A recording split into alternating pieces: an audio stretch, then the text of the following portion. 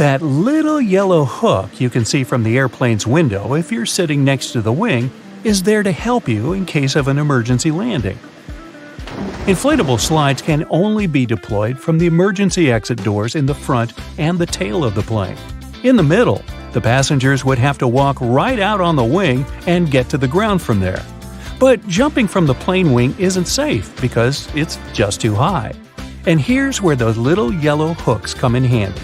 The flight attendants tie ropes from the doors and through the loops for the passengers to hold onto. This way, everyone can safely get to the ground without injuries. Now, you want to try to avoid cozying up under airplane blankets. Some airlines only wash them about once a month. Better use your own travel blanket, a scarf, or a jacket, and always remember to wear your shoes while walking around the plane.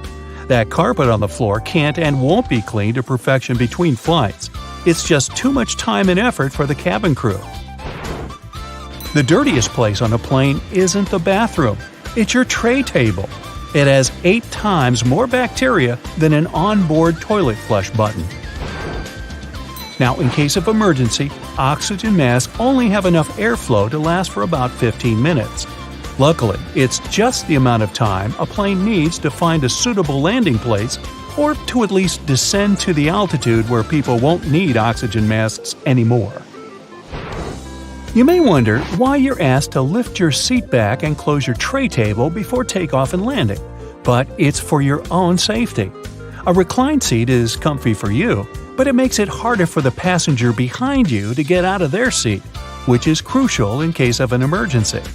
The lower tray table is the same way, only this time it's you who won't be able to stand up fast enough if anything happens. Besides, the tray table prevents you from assuming the secure position in the event of an emergency landing. This position requires you to bend over in your seat, put your head between your knees, and cover the back of your head with your hands. Imagine doing that while your tray table is open. If you look around the cabin, you'll notice little black or red triangles around the midsection of the plane. These stickers let the flight attendants know where the airplane wings are located, so they can immediately look out the right window to see if something is amiss outside. You shouldn't lower the window shades while taking off, taxiing, or landing for 2 reasons. First, the flight attendants must always be able to monitor the situation outside, and open shades help them with that, obviously.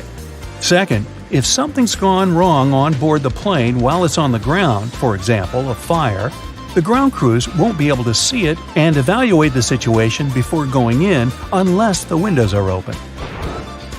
That tiny hole you see at the bottom of any airplane window isn't there to scare you nuts. In fact, it helps keep the pressure from the inside and the outside of the window equalized.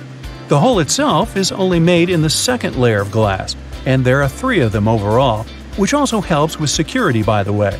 Even if the outer glass breaks, there will still be 2 more to keep you safe.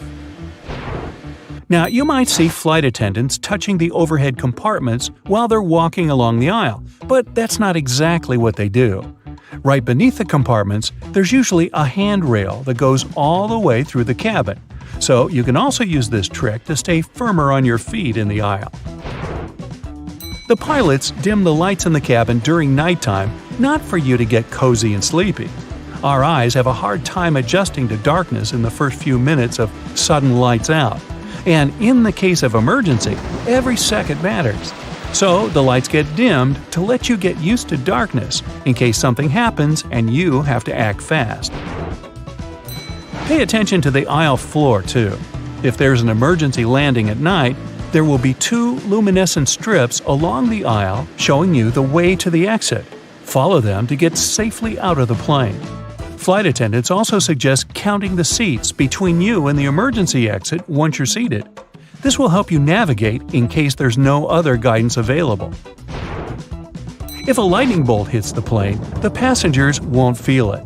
The entire aircraft is covered with aluminum coating that conducts electrical current and doesn't let it inside. This protection is tested using a lightning simulator. Airplane windows are round because the air pressure is evenly distributed this way. If the plane's windows were square, strong air currents would accumulate in the corners of the windows, depressurizing the cabin. and that's bad. Don't think you become untouchable if you go to the airplane toilet.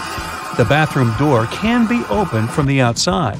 There's usually a small latch at the top of the door that allows cabin crew to get you out of there. It's useful for both getting to people doing something suspicious in the bathroom and helping those who don't feel well and, for example, collapsed while in the toilet. Yeah, let's avoid doing that. The plane's wings flash red and green lights at night to show the direction the plane is heading in. A green light is always on the right wing, and a red one is on the left. Aircraft tires are designed to withstand 4 to 5 times more pressure than they actually experience upon landing. The wheel is more likely to break than the tire. Pilots always have different meals. This is necessary to reduce the risk of food poisoning. The flight can still go well if one of the pilots has gone down because of a stale burrito, but not if it's both of them. And try not to both of you eat the fish. Some airlines don't allow pilots to have beards. Facial hair can prevent securely fitting the oxygen mask, and pilots must always remain conscious. The seats are blue in most aircraft because this color soothes people. It's also easy to keep clean. The rumbling noise you hear after boarding the plane is luggage being loaded on the plane. The compartment is right beneath the cabin, so it can sound quite loud sometimes. On most flights longer than 7 or 8 hours, pilots have access to a specially designed rest seat in or near the cockpit. Flight attendants typically have a section of the cabin reserved for them, and it's sometimes separated from the passenger areas. Some larger aircraft even feature private crew quarters above or below the main cabin. The wings of most passenger aircraft are located at the bottom of the plane. It's called a low wing. Firstly, if you install the engine under low wings, it'll be closer to the ground and easier to repair. Secondly, the wings will take on part of the shock in case of a hard landing. And if the plane falls into the water, then the wings become a life-saving pillow. By the way, a plane can stay afloat for 10 minutes to 60 hours. It all depends on the model of the plane, weather conditions, and pilot skills. Now, most airplanes are white because this color best reflects the sun rays and the aircraft body doesn't heat up as much. Also, the damage is best seen on white, and white paint is simply cheaper. Shoulder straps seem more secure than just a waist belt, but not in the case of planes. When the plane gets into turbulence, it's tossed a bit in the air. The waist belt will simply hold you in place in case of a more severe shake. Shoulder straps would require more space between the seats, and this is not justified on a plane.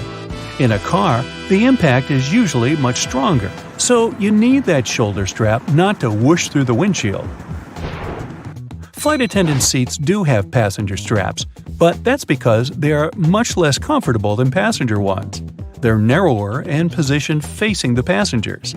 Flight attendants need extra protection simply not to fall off their seats if the plane shakes hard enough.